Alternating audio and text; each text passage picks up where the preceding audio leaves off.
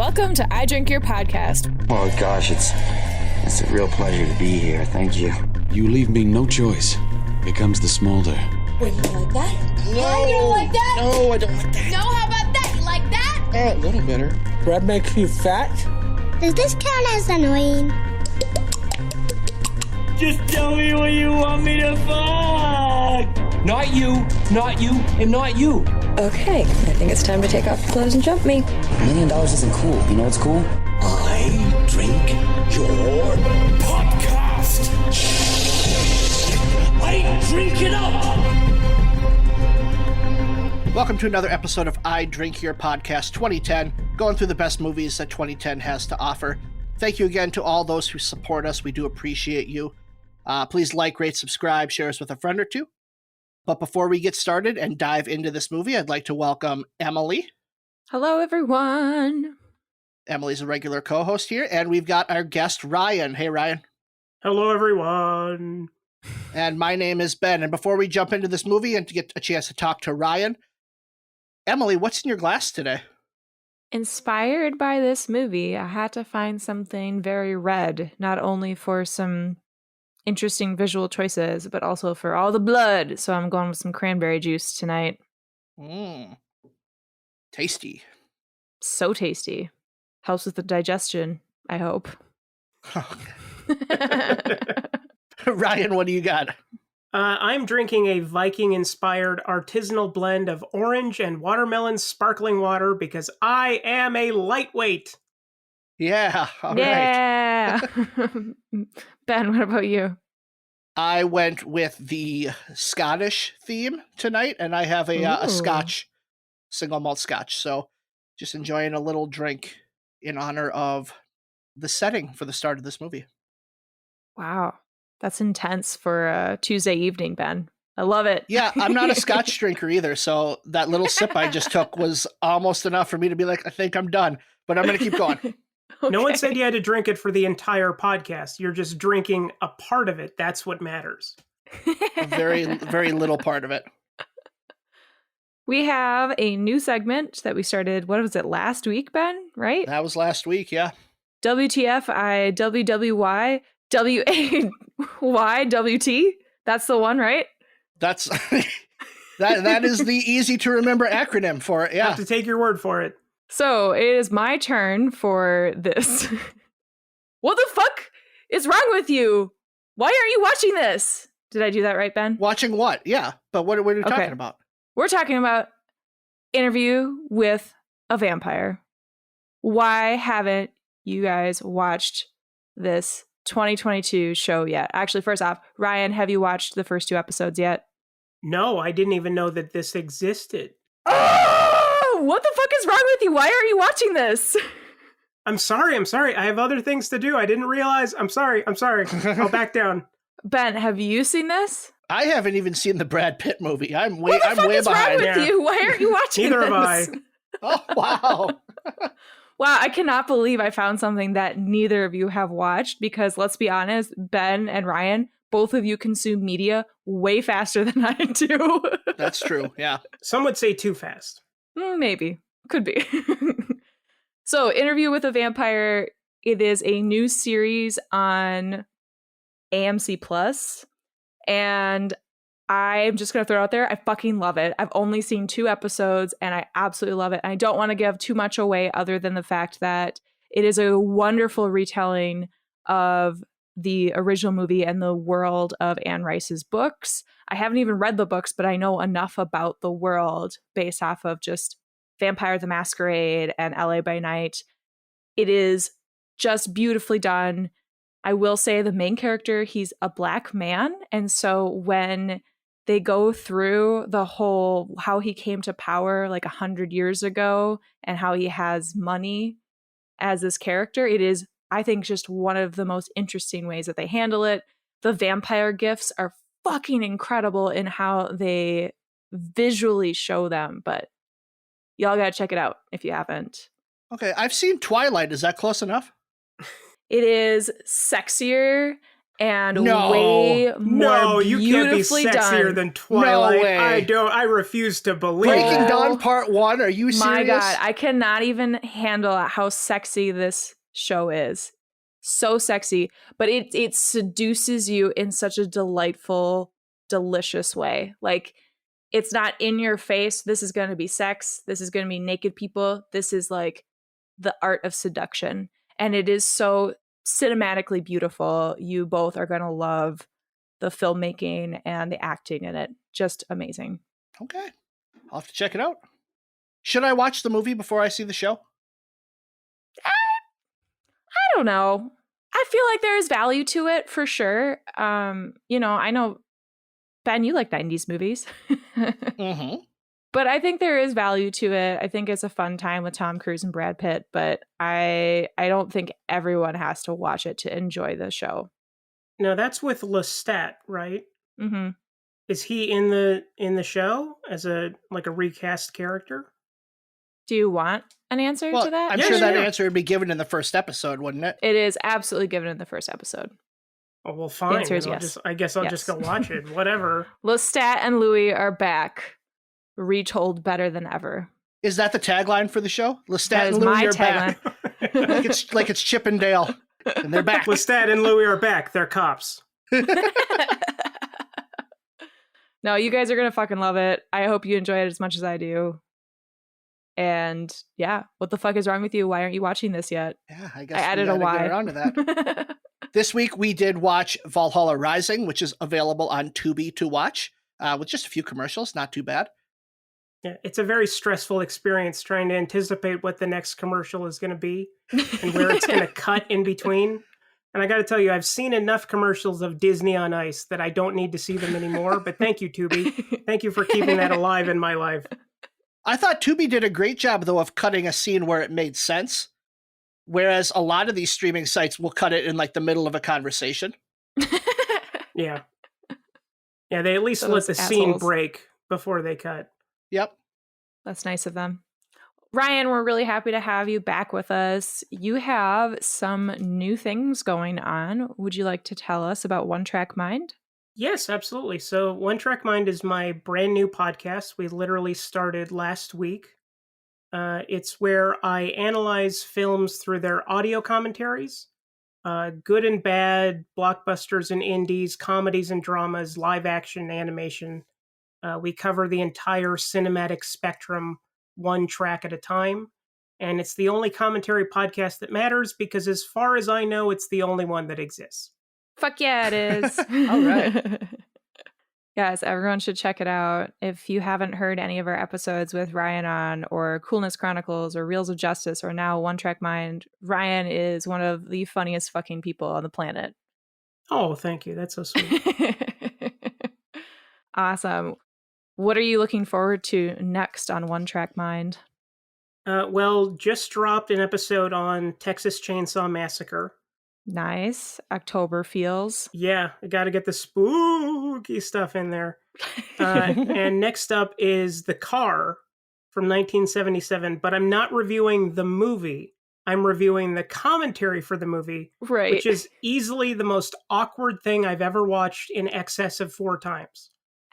It's a new cinema bro interviewing a director who was in his 80s at the time. And this guy does not want to talk about his movie in any shape or fashion. And the cinema bro is trying to get him to answer questions, and completely he stonewalls him every single time. Or he asks him a question about, so did this movie make money? And the old guy says, well, I don't have access to the reports. It's like, dude, now you're just going out of your way to not answer a question. This is ridiculous. It is like, take the ending of Requiem for a Dream and multiply the awkwardness by 10,000. That is the audio commentary for The Car. It's a masterpiece. And I can't wait for people to hear it because I can't be the only one who has seen it. It's not fair. I need to share it with the world. And hopefully people will enjoy it. But I don't know. It's some awkward shit. I'll say that. It's brutal. The Car is the one that John Lasseter stole the plot of to make Cars, right? Yes, absolutely. The car has a giant mouth, and his windshield forms into eyeballs. Yep. Are there airplanes too? Yes, there are, and they're all voiced by Dane Cook. And just like the cars in Cars, John Lasseter really wants to fuck their tailpipes. Oh my. Wow. That is a lot of information. They leave that out of his Wikipedia page, but it's true. It says, gives a lot of unsanctioned hugs. Let's see what we got there. And then second is he wants to fuck all their tailpipes. It's there. Wow. I don't think we'll ever have John Lasseter on our podcast now. Probably not. I don't think we had a chance. But that's, yeah. Yay, Ben, believing in ourselves. Okay, Ryan, I already yelled at you guys for not watching Interview with a Vampire, but you should definitely sell us on something that you watched recently that there's a highly likelihood that I have not seen it or heard of it before.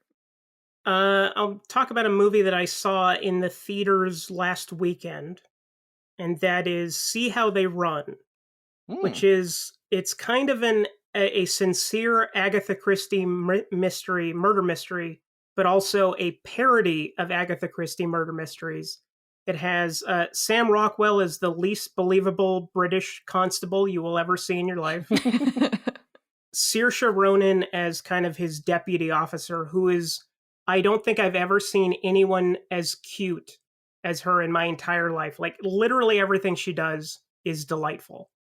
And it's one of those things where if you're playing along and you're following the mystery as it goes, you can probably figure it out, but you kind of surrender to it about 30 minutes in and just let the movie wash over you.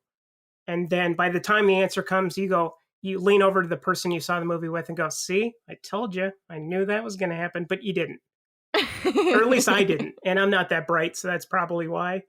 But it was, I enjoyed it quite a bit. I had no notions of it going in on it, but in walking out of the theater, I was pretty enchanted.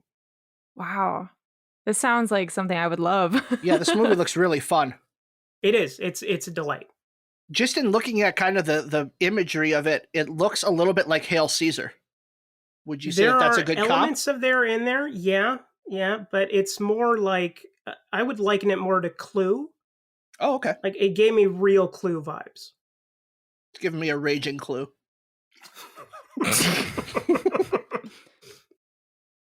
That joke is for 5 people. Yeah, right? Ben, tell us about our movie. Valhalla Rising is currently at 73% on Rotten Tomatoes and was nominated for many a Danish film award. This one divided its audience, as evidenced by an audience score of 49%. But Mads Mikkelsen is a personal favorite of mine, and the director has certainly made some other interesting films, so I thought this would be a fun one to talk about, knowing nothing about it when I made the list and put it on it. Written and directed by Nicholas Winding Refn.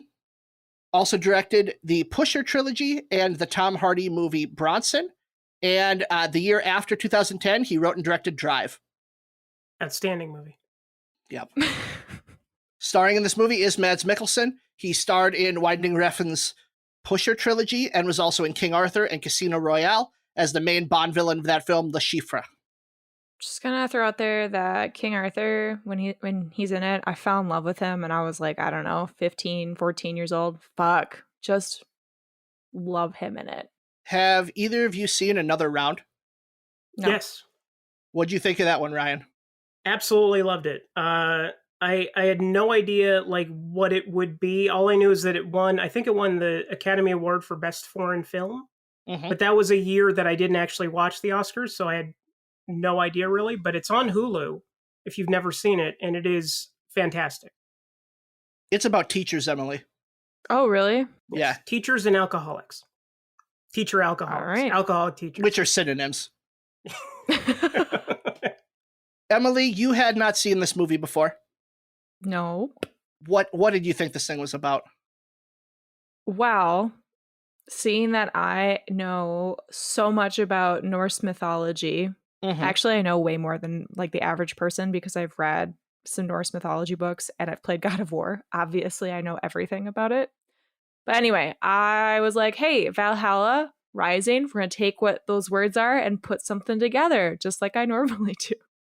So in this movie, Valhalla has turned out to be the worst sort of place. the Norse gods lied and manipulated the Vikings into believing that dying in battle would bring them to the heavenly doors of everlasting peace. But turns out it's kind of a hell only Norse warriors would imagine. All of the alcohol is gone. Stupid fucking Thor drank them out of all their ale and their mead and every last drop of alcohol.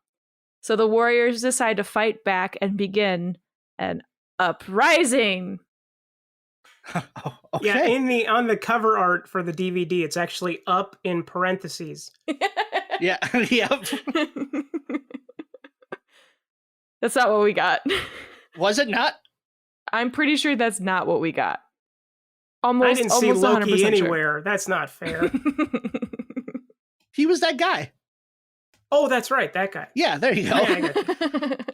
Ryan, if you would, please let us know what this movie was actually about based on the DVD cover. Absolutely. So, hear this out, guys. One Eye, a great warrior of supernatural strength, is captured and held prisoner by a vindictive Viking chief. Given the chance, he seizes the opportunity to kill his captors and in escaping, starts out on a journey into the heart, ... of darkness. Ooh. I'll have to trust that's what it's actually about, because I didn't get any of that, but sure. I definitely didn't get that either, and I think you guys just need to ride the train of Emily questions from now until the end of this episode, because I have tons of questions starting with that plot synopsis. Yeah, let's do it. Okay, so first question. He escaped by killing his captors. Did he escape? Yeah, he did. He escaped and then immediately joined up with the Christians. Okay, so what was happening though while like they were moving him? Were they okay? Let me back up. This whole origin of One Eye, like, okay, what the fuck is happening? These Viking clans are just passing him around to fight every 5 years. That's what I got, but. Is that what was happening? They were like transferring him and then he was like, I'm going to escape now because we're in the transfer mode, but I haven't done this before. Like, how many times has he been passed around? I feel like he's taking... So the Vikings have settled into Scotland at this point. That's where this movie starts. And they have captured... Are they in Scotland, or is that just the location of where they filmed? No, they're definitely in Scotland.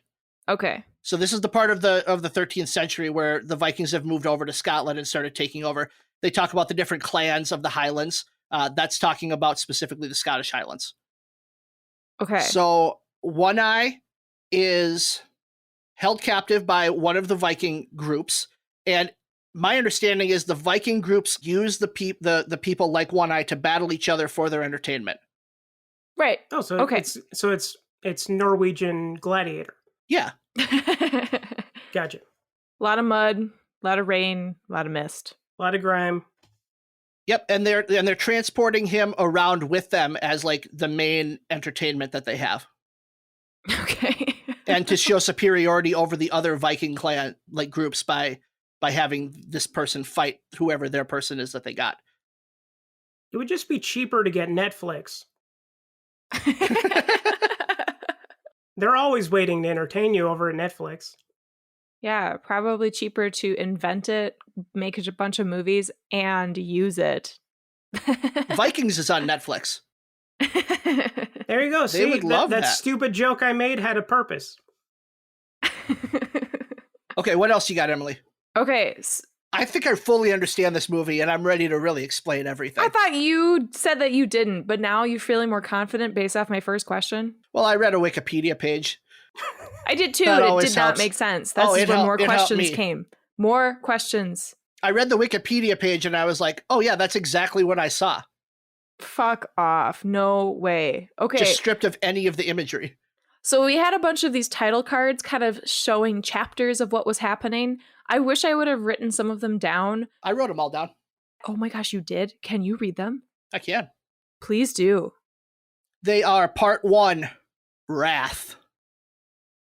Part 2, Silent Warrior. Part 3, Men of God. Part 4, The Holy Land.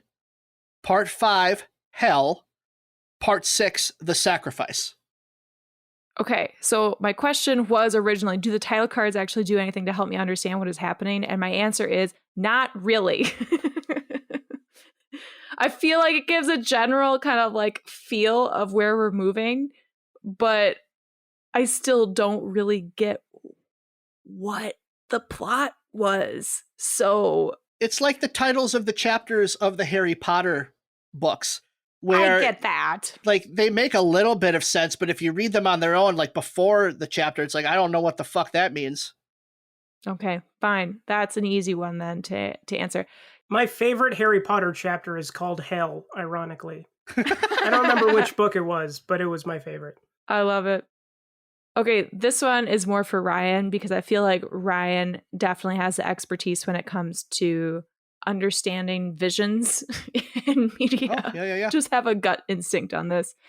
How was I supposed to understand that visions were happening? Like they were showing this red something. For some reason, I did not put that together. And the only reason I knew they were visions were by looking at the Wikipedia page. How was I supposed to put that together as an average watcher? So whenever they change the color palette, it means that you're looking through the eyes of the characters. And you're supposed to find yourself in their mind or some shit. I don't know. I'm spitballing here. I have no idea. I honestly had no idea what was happening during 85% of this movie. But I'm glad I'm here to talk about it and to enlighten you all. As soon as they changed the palette to red, I felt that you could tell it was either a flashback or a vision. And I couldn't tell which one it was until some of the stuff that was in those red imagery pieces started actually happening. And then it was like, oh yeah, this is a vision of what he's seeing happen. Okay, so I feel super stupid because like it took me about half the movie, the part where they're on the ocean just floating around and suddenly he sees like the perspective of the water moving. And at that point I went, okay, something's happening where I feel like I am going to see this soon. But again, I didn't put it together that he was predicting the future of what's going to happen until like the end of the fucking movie. Yeah, you just thought that they put Kool-Aid in the water and that made it all red. I thought there was some sort of like bloody meaning behind it that I was just not getting. Yeah, if you actually watch the letterbox copy of the film, whenever they show the red water, if you pan over to the left, it's somebody slitting the throat of a goat and just putting it in the water and making it all cloudy. You can even hear in Dolby, you can hear the But when you're watching it on Tubi, they cut it all out. Whatever. Tubi. Stupid Tubi. I mean, great Tubi. Tubi's amazing. Why don't you advertise on One Track Mind? I love you, Tubi. Okay, my next like category of questions, I have to ask. Anytime there are Christians in a movie that are like, hey, we're going to go and spread the word of God and be missionaries, I can't help but scoff and just go, ha, yeah, that's gonna go well. But what evidence did the Christians have for being like, this is the Holy Land, we made it? So One Eye told them that he was taking them to the Holy Land. How did he tell them? They definitely thought that One Eye was leading them in the right direction, or at least wasn't sabotaging them and taking them in completely the wrong direction. So they thought that they were floating to Jerusalem. So I don't know if they're trying to spread the word. They didn't feel like evangelical Christians to me. They just wanted to go to Jerusalem. You have experience with that? I do have a lot of experience. But they just felt like they just wanted to go to the Holy Land to be there. So does One Eye actually have dialogue in this movie? He does not. Okay, I just want to make sure I didn't miss anything. I misspoke when I said that. He never actually said that he was taking them somewhere, but he was going with them. He winked at them? He was or did he blink? He gave him the finger guns. He's like, hey, you guys. All right, my buddies. If a Cyclops isn't winking or blinking, it's the same thing with One Eye. But no, he's the one that then led them astray and led them to America. What? Oh, you didn't get that they were in America at the end? Those were clearly Native Americans. Well, good job, One Eye. God, way to kill civilization. Okay, now I have more questions. How did they get across the Atlantic Ocean and survive on that tiny boat? They were up high. Like, it was America, but it might have been like Canada, North America. It's not that far. They all walked out. I don't know what that was all about. The North Atlantic is very calm seas if you avoid the icebergs.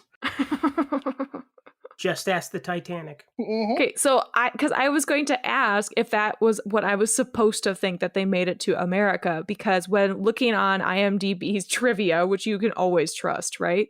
They're like, this was semi-inspired to the ruins found in Delaware. And I'm sitting there going, wait, we're supposed to be in the North America region of the world? How did we get there? I am so confused and lost. For a while, I thought we were going to, like, Mordor or something. Like, where the fuck are we? It helps that Nicholas Winding Refn wrote the IMDb trivia for this film. Oh, thank God. So all the notes actually come out from his original screenplay. I'm really confused, Emily. You've played God of War. Like, God of War was inspired by this movie. It was like its main point of inspiration. Are you talking about number 4? 4. Or are you talking... Okay, because I was like, God of War has been around for a while. But God of War 4 is called just God of War, isn't it? Yeah, that's true. Okay. But everyone knows that it's God of War 4. So it's the Scream of the Scream franchise, where it's the 5th movie, but it's also called Scream. That's right.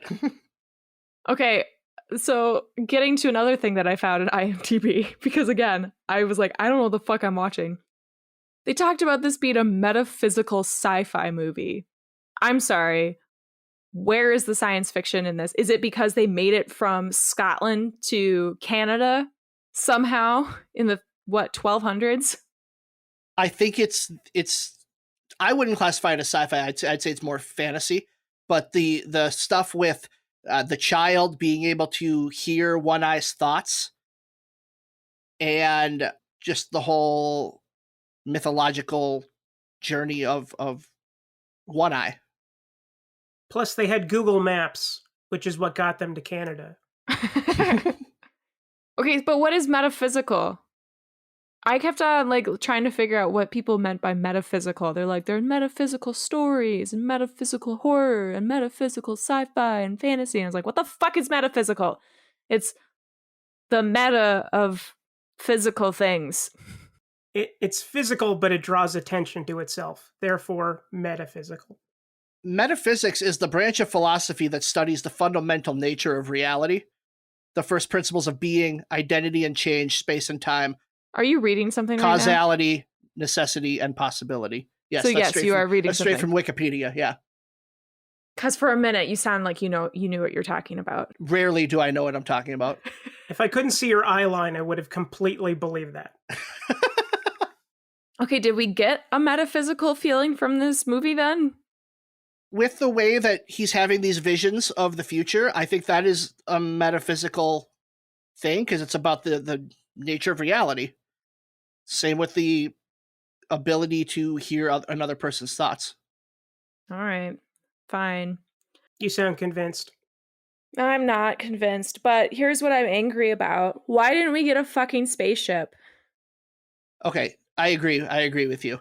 The director was like, we were going to end with a spaceship, him just going off into space. And I'm like, well, why didn't I get this?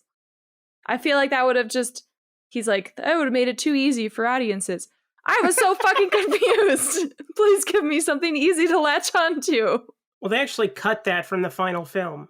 There was a scene where Richard Dreyfuss stepped out, and they wanted him to board the spaceship. And then one of those long, spindly alien creatures came out that looks kind of like a spider. And then they just thought, this is not going to work with American audiences. So they just cut it right out. I mean, the point is kind of that One Eye is Christ-like, right? Is it? Because he makes a sacrifice at the end. He sacrifices himself to save the boy. Okay, I'm just going to push back on that a little bit. What makes One Eye think that, hey, if all of these people kill me, the boy is safe? Because he saw the vision where that happens. He just saw himself getting killed. And he didn't see the boy getting killed. Because obviously his visions show everything that's going to happen. I don't know.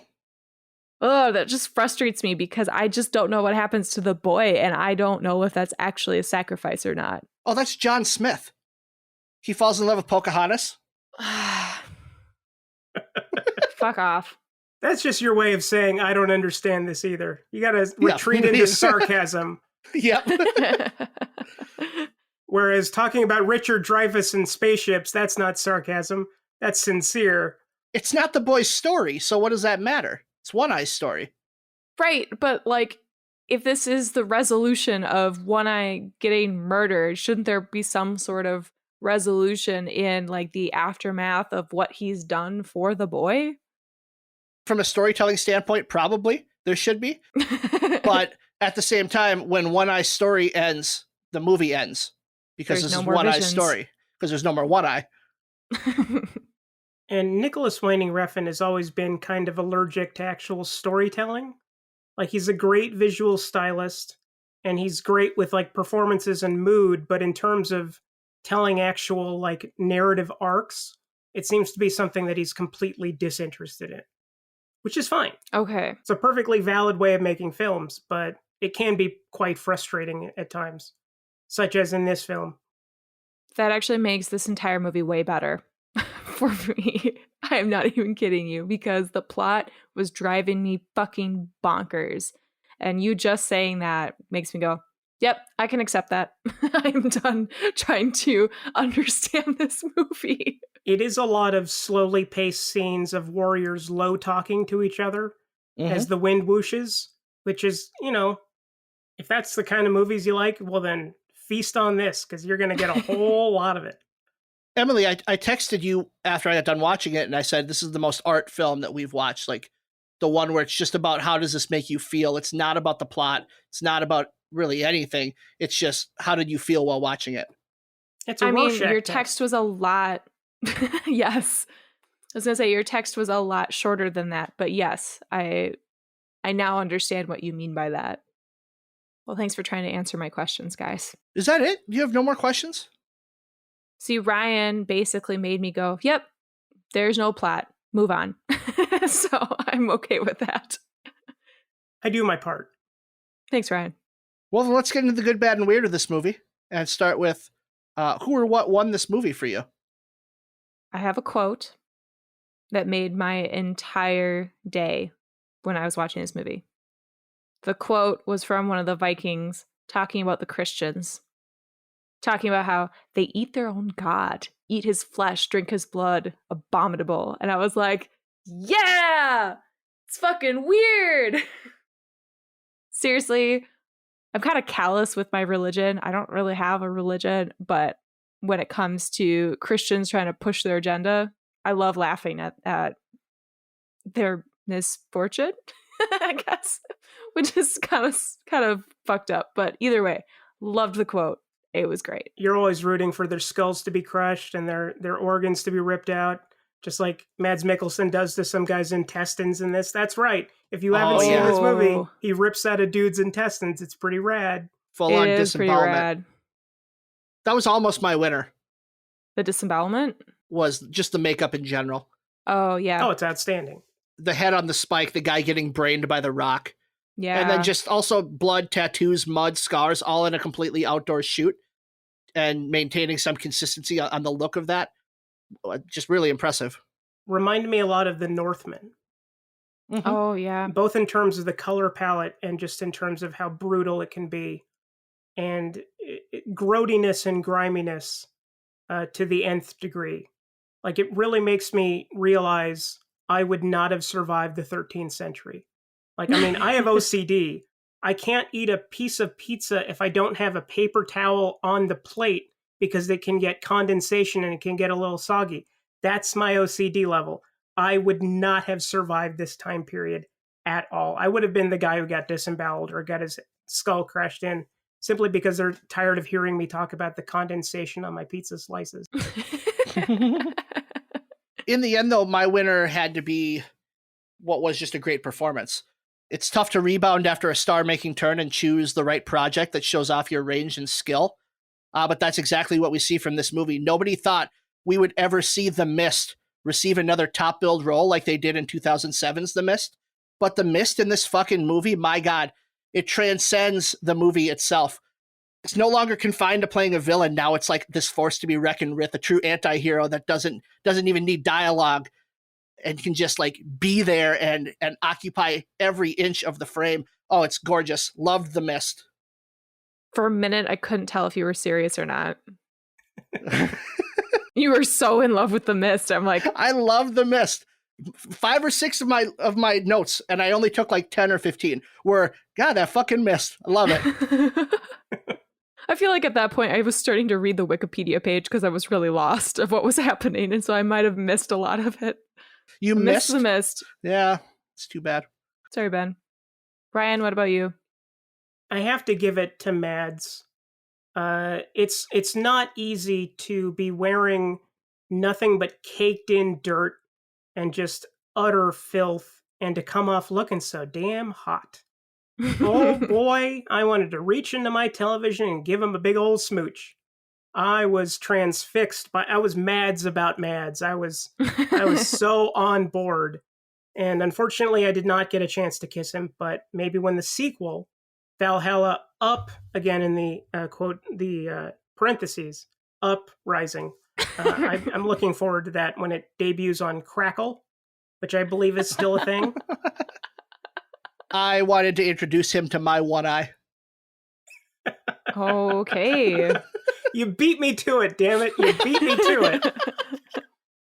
I was really digging his hair in this movie. I don't know why. Something about it getting pulled back and him just like being silent and mysterious the whole time. Mm-hmm. I agree. He did an excellent job, especially just being silent the entire fucking movie. Yeah, I mean, like, I was trying to chart how long it takes for anybody to say anything, and there was no dialogue for the first 7 minutes. And then after one line, it isn't until the 12-minute mark that people actually start talking. So when he wasn't speaking, I was like, oh, eventually we're going to get there where he's going to look to the camera and go, get it? Wink. Never does. But I'm glad he didn't, because it lends this air of mystery to him and just makes him all the more hot. Just like Nicolas Cage in Willy's Wonderland. What? Right, have you seen that one? No, but I'm aware of it, so Okay. I get your joke. Nicolas Cage has no lines in that movie as he fights animatronic characters at a pizza place. God, now I want to watch it. Okay. Well, that does sound like a movie. Mm-hmm. Sounds like my kind of Nicolas Cage performance where he doesn't have a chance to say anything. Yep. I want to call out the fight choreography in this movie as well. I mean, I know that Mads Mikkelsen was fucking amazing in it, but also watching him perform a lot of physical activity, yes, hot, but also incredibly impressive with the other characters and the other actors. Like it was really, really interesting and fun the way that it was shot too. Like I'm thinking specifically of one of the first fight scenes where Mads Mikkelsen is fighting two guys and he like rips off a guy's neck, and the way that it's shot he like uses one leg to hold the guy down and eventually uses like the chain or the rope to like snap a guy's neck. Like they were incredibly creative and horrifying ways of killing people, but it showed just the ruthlessness of this character, and it showed exactly what he was made of. And I loved it. Yeah, that's something that Refn is really good at. Like he kind of excels at brutality, and especially creative brutality.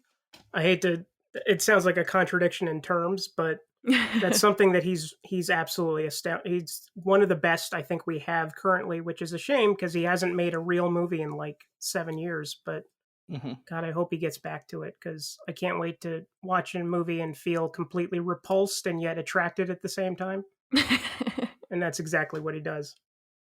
I also want to call it the cinematography of this movie, specifically the nature cinematography, when it's not blocked by the mist.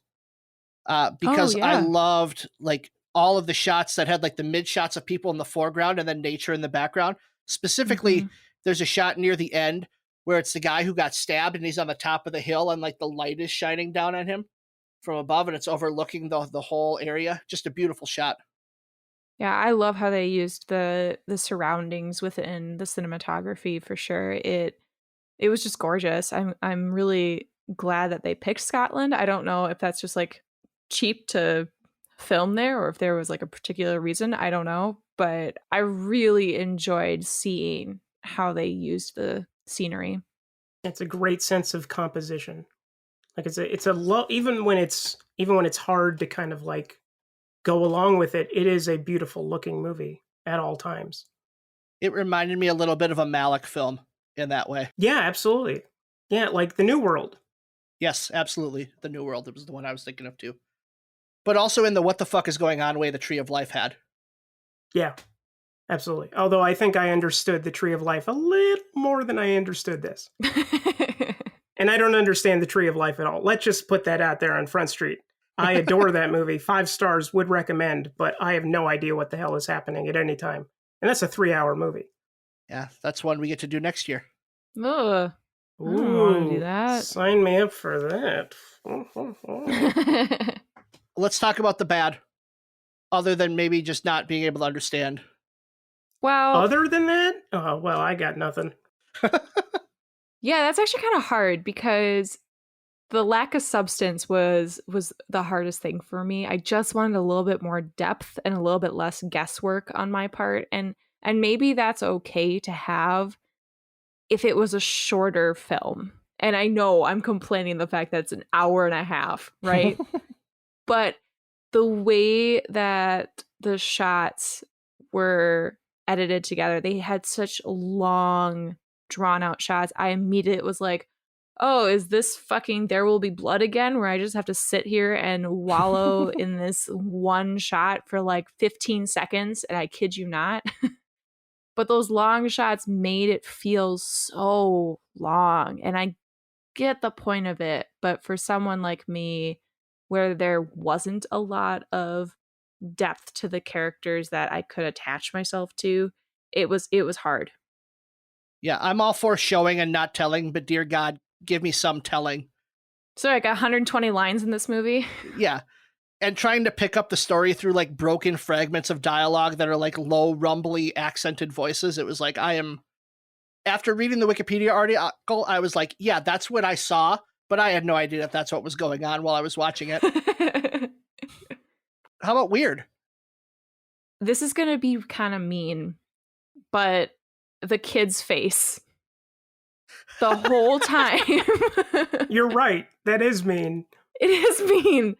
But the kid, the way that he was like sitting there and he just kind of scrunched up his face in a way. And I don't know. It just was strange to me. I loved it. I loved how he did it, but it definitely made me go, what are you doing? You're definitely acting like a kid, but I'm like, what is happening? So like I said, it's mean, but it was like the one main weird thing that stood out to me. And now that I know that this takes place in America at the end, or sorry, Canada at the end, that traveling distance still, that's going to stick out to me for the rest of my life. The characters being able to hear One Eye's thoughts felt like it just came out of nowhere. Like all of a sudden the kid was like, yeah, I can hear him. So that was a real tough pill for me to swallow. What if he was lying the whole time and One Eye just went along with it? Oh, because he can't say otherwise. Well, because he just doesn't give a shit. Also, my other weird was the dedication right after the movie, because I don't know who Oliver Winding is, but I assumed it was his dad, and my only thought was like, fuck you, Dad. You didn't understand me. Good luck understanding this. I made an incomprehensible movie about brutal violence, and it's all for you, Dad. You can't see it in the background because it's just black text, but it's him extending his middle finger the entire time. Well, let's put a cork in this thing and give our final thoughts on Valhalla Rising, and we're going to start with Ryan.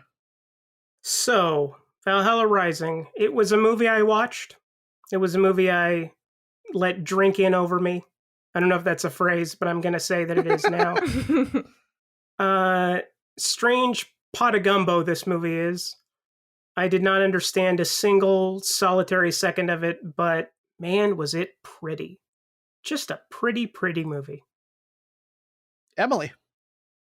It's a beautiful film that I'm sure a lot of people are going to want to dig into and come up with all sorts of meanings and shit.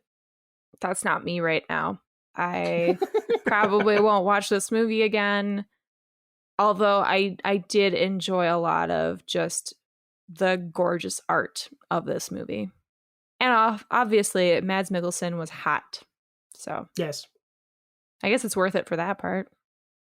Well, there's other movies he's hot in too, though. Yeah, that's true. This is a tough movie for me to rate and review because everything in the movie is very well done. And yet the experience just feels so much less than the sum of all those parts. I can see why critics would give it a positive review, even if they maybe didn't enjoy the experience. And that's what I'm going to do too. Like, I don't recommend seeing this, but it was very well made. So don't go see it. That's anti-Gene Shalit's sign off. Yep. Don't go see it. It's not a great movie. The Bizarro Shalit. It's a pretty looking film, but it's not great. What's your favorite idea? Mine is being creative. How do you get the idea? I just try to think creatively. Number 1. The boy aptly names the one-eyed man One Eye. What was his actual name? Valhalla. With a southern accent? It's about Valhalla rising. Jasper. I stand by that stupid joke answer. I'm going to go on Wikipedia and look it up just to verify. Hold on a second. Nope, that's not his name. It's not? Does it say on Wikipedia what his name is? Yeah, let me look it up. Boop, boop, boop. I don't have a phone in my hand. Okay. All right, number 2. If we had gotten our sci-fi vision of the end, like I wanted, One Eye just leaves on a spaceship, right? But what happens next? Well, obviously, he crash lands on the moon and crashes into the prison from Men in Black 3 and unleashes a bunch of lunar criminals. Yes! Oh, I love that. I was hoping that someone would loop it to the beginning of a movie. Yes! I think he goes back to the planet that the ship is from and just becomes a sex god. They have to have a god of sex in the Norse mythology, right? Like, that fits. Probably. I feel like I should know this. Your sister does. She's got like a PhD in Scandinavian myth, doesn't she? Pretty much, yeah. She went to a very Norwegian school. Yeah, I wasn't sure what movie I wanted to tie it into, but Ryan, I'm so glad that you tied it into like another movie. And especially a movie that everybody loves, Men in Black 3. Mm-hmm. The movie that people acknowledge as the third Men in Black movie. It is widely acknowledged as that, yeah. If you ask them, is it good? They're like, well, it's the third. All right, number 3. One Eye could talk the whole time. Surprise! Okay. I want you to give him one line of dialogue and tell me where you're going to put it. The last scene of the movie, he turns to the camera, gives it a wink, and says, plastics. That's it. In and out, What? done. That's a joke for approximately 5 people. Yep. None of which are here right now. Yeah, I'm like, I do not even know what this is happening right now. It's the greatest line in The Graduate. Oh, I have never finished The Graduate. Well, it's earlier in the movie, so you had to have seen it. You just blocked it out of your memory. Fine, apparently. Whatever. I want him to just turn to the boy at the end and be like, fuck you. Then turns to the camera again and fuck you, Dad. Yeah, that's right. Now let's all agree to never be creative again. Yeah, I definitely would want some like Danish or Norwegian swear words in this. That's what I would really want, but I was trying to think of him using like his one line as like a pun after he like murders somebody. something with intestines or disembowelment. Yeah, you know your problem. You don't have any guts. So stupid. Thank God he didn't say anything. He was thinking it. All right, Ben, let's play some games. Yeah, so this game is called Oh No, I've Gone Cross-Eyed, which is from Austin Powers when he's trying to explain time travel. Very confusing concept for Austin Powers to explain. I'm going to give you the title and year of some of the most confusing movies ever made. Then I'm going to give you the Rotten Tomatoes score of that movie, and you need to tell me if the audience score is higher or lower than the Rotten Tomatoes score. Oh, geez. I took these movies from a list of movies that people found confusing, and you got to tell me if it's higher rated by the audience or the critics. Question. How many of these movies do you think I've seen? That long pause is really the sign. Most of them? It's fine. I'm going to rely on Ryan's gut then. 4. Sweet. I can do this. But it's also not a game that you necessarily have to have seen the movie. True. I'm just curious. Also, I stuck with only 5 directors for all 10 movies, so there's 2 movies for each director, because confusing directors tend to make more than one confusing movie. So we're going to start with Mulholland Drive, 2001, directed by David Lynch, at 85% on Rotten Tomatoes. Lower. Yeah, lower. It is higher. Audience is rated at 87%. Okay, that's barely higher. I mean, it's a masterpiece, but that shocks me. You can be the same. It's higher, lower, or the same, I should say Oh, that. shit. Come on, Ben. Next one, sticking with David Lynch, Eraserhead, 1977, was a 90% on Rotten Tomatoes. It's the same. Lower. It is lower, 82%. You shouldn't have given me a third option, Ben. Next, Christopher Nolan, Memento, 2000, 93% on Rotten Tomatoes. Oh my god, are you serious? I love that movie. I'm gonna go lower. I'm going to go same. It is 1% higher. It is 94%. What the fucking shit? I hate this game. Okay, next one, sticking with Christopher Nolan, Tenet, 2020, had a Rotten Tomatoes score of 69%. Yeah, it's lower. Just because you're trying to trick us here, I'm going to go higher. It is higher, 76%. What the fuck? I was not part of that 76%. I can guarantee you. That's a 2.5-star movie at best, but that's for the Tenet cast that I'll save that opinion for. Next one, perhaps the most confusing director on this list, Charlie Kaufman. I don't know who that is. We've got Schenectady, New York, in the year 2008, had a 69% on Rotten Tomatoes. Lower. Let's go lower. It is higher with 71%. I hate everything. Sticking with Charlie Kaufman, a 2020 movie, I'm Thinking of Ending Things, which is how Emily's feeling right now. Yeah, seriously. It is 82% on Rotten Tomatoes. Lower. Same. It is significantly lower, 50% on Rotten Fuck off. Tomatoes. Yes. Next one, Richard Kelly, 2001 Donnie Darko, 87% on Rotten Tomatoes. Higher. Yeah, I feel like that's going to be higher now that I've seen it, and it's a cult classic.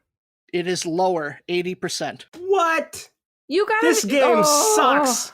I hate this game. Next one, staying with Richard Kelly, Southland Tales, 2007. Fuck yes. 41% on Rotten Tomatoes. Higher. Lower. Higher. It is exactly the same. Oh, God.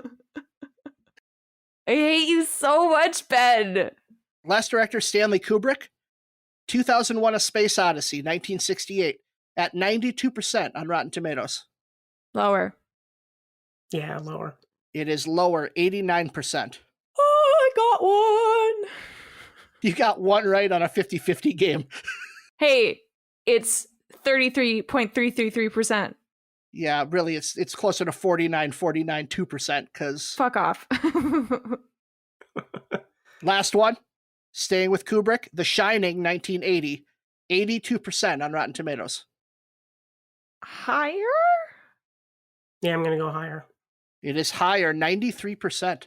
Oh, I got 2 of them. Well done. Ryan got half right. Well done, Ryan. Above average, above guessing. Good job. Emily got 2 right. Shut up. So before we go, even though Brandon wasn't able to join us tonight, it is his turn to spin the wheel of trash. So we've got our choices for the wheel of trash here. Even though Brandon's not here, we're going to spin it for him. We've got Grown Ups, Valentine's Day, Prince of Persia, Percy Jackson, The Last Airbender, and Jonah Hex. And then on that wheel also are 3 choice ones where it's just a matter of us choosing which one we want him to watch. So we're going to spin the wheel and see which one he watches next time he's on. Do you have an ad in the corner for singles in your area? Always. What's it going to be? What's it going to be? You want it to be Grown Ups, don't you? I'm going to watch Grown Ups every day this week anyway, so I may as well. Give me Prince of Persia. It. Prince of Persia, Prince of Persia. Airbender. Come on, Airbender. Oh my God, it's Ryan's choice. Oh, Ryan, you get to choose. Do you want it to be Airbender? Yeah, I'm going to go Airbender just because it's purely painful. It's so bad. Oh, okay. Okay, I haven't seen it. And I haven't watched the show either, so. You've watched 1 season. I watched the first season, which is what the movie is, right? Yeah, it's the first Barely. season. Yeah. Good. Then I'll know everything. I'll understand completely what's going on. It doesn't do it well, but it does the first season. Next week, we'll be watching an equally confusing and imagery-rich film, Toy Story 3. Should be an exciting time. I hopefully will understand it better, seeing that I've seen it a few times. It's some of it's in Spanish. I don't know. Thank you, everyone, for listening to our attempt at humor to this episode. We really appreciate your support. Make sure you check out Ryan's show. There are multiple. Reel of Justice and One Track Mind. And if you want some fun, I guess, extra, you completed Coolness Chronicles. If you want to go back in time, you can definitely look at those or listen to those. Wow, I really fucked that up, Ryan. They're all on the same feed. So if you like listening to the Coolness Chronicles, God help you if you do. Those episodes are still available. You just have to scroll a little up. Since we only have 2 episodes of One Track Mind, it should not be very hard for you. But in case you want that challenge, there you go. Yeah. And remember, you can follow us on Instagram and Twitter at IDYP_podcast or email us at idrinkyourpodcast@gmail.com. Ryan, you want to throw in your social medias? Yes, absolutely. On Twitter, I'm at One Track Mind Pod. And on Instagram, I'm at 1 Track Mind Podcast because I couldn't trademark 1ONE Track Mind Podcast. So I'm stuck with it. Deal with it. Dumb. Well, thank you everyone again for joining us. Ryan, before we go, please, in your best Viking impression, can you end the episode by saying, I drink your podcast, I drink it up? Well, the closest I can do to a Viking is a pirate. Yeah, it's close enough. I'm gonna go, arr, I drink your podcast, I drink it up, arr. I mean, Vikings are pirates, right? Bye! Bye, everybody.